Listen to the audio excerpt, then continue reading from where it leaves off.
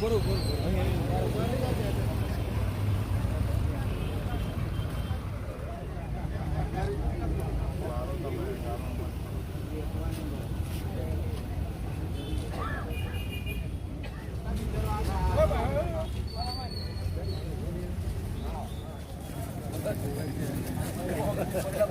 અમારે જોઈને અમારું કામ કરાવડાવો યાર.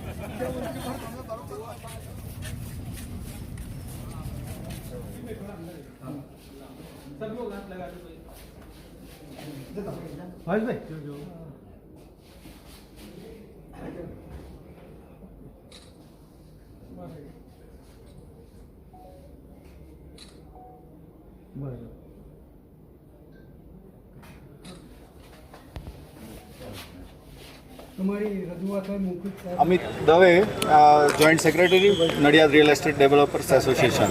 જી, આજે આવેદનપત્ર આપ્યું છે, શું છે સમગ્ર માહિતીમાં એવું છે કે નડિયાદ મહાનગરપાલિકા જાહેર થઈ ત્યારબાદ નડિયાદને D2A કેટેગરીમાં જાહેર કરવામાં આવી છે.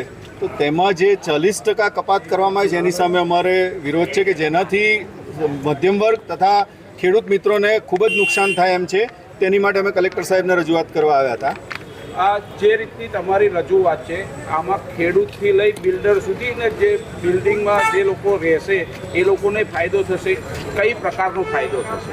હવે આ કપાત જો બાદ કરીને અમને આપે તો દરેક મધ્યમ વર્ગ, ખેડૂત તથા નાનામાં નાના વર્ગને આમાં ફાયદો થઈ શકે એમ છે. કપાત માટે કેટલા કિલોમીટરના એરિયામાં તમારે છે? અત્યારે જે હાલ અમારે જે સ્થિતિ છે એ મુજબ અમને આપે તો વધુ સારું, કારણ કે તો અત્યારે આપણું ડેવલપમેન્ટ નડિયાદનું જે થઈ રહ્યું છે વધુ. કલેક્ટર સાહેબને અમે આજ રોજ આવેદનપત્ર આપ્યું છે કે નડિયાદ કોર્પોરેશનની અંદર જે અમને D2Aમાં મૂકવામાં આવ્યા છે, જેમાં અમારે નવી જમીનો એમાં 40% કપાત થાય. એક દાખલા તરીકે આજે 10,000 વારની એક જગ્યા હોય તો એની અંદર 40% કપાત થાય એટલે સીધી 4,000 વાર જતી તો વધે એની અંદર 6,000 વાર. એ 6,000 વારની અંદર બી અમારે લગભગ 35% અમારે પ્લાનિંગના જે કાપવાના આવે, રોડ, કોમન પ્લોટ ને બધા થઈને, તો સામાન્ય ડેવલપર કે ખેડૂત જોડે વધે ફક્ત ને ફક્ત 4,000 વાર.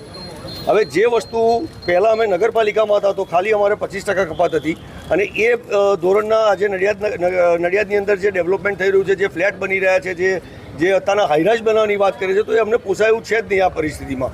જે વસ્તુ તમે સીધી 40% કપાત કરી દો, હવે જે 100 રૂપિયા વસ્તુ હોય એના સીધા 200 રૂપિયા થઈ જાય તો કોણ માલ વેચાતો લેશે? અને નડિયાદ હજુ એટલું ડેવલપ છે નહીં. આ તો એવું થયું છે કે ભાઈ અમને પેલું બાલ મંદિરમાંથી સીધું અમને TYની પરીક્ષા આપવાની વાત કરે છે. કોર્પોરેશનમાં અમને લાયા, એનું અમને સારું છે નડિયાદના વિકાસ માટે, પણ આજે જ્યારે નગરપાલિકા જો અમારી નડિયાદની રહી હોત તો અમારે જે પ્રીમિયમના જે પૈસા હતા, જે દરેક નગરપાલિકાને પ્રીમિયમ હવે નવીસરનું પ્રીમિયમ બાદ કરી નાખ્યું, એનો ફાયદો બી ગયો. એ ફાયદો જતાં અમે જ્યાં નવામાં આવ્યા તો ઉપરથી 40%નો અમને ગેરફાયદો થયો.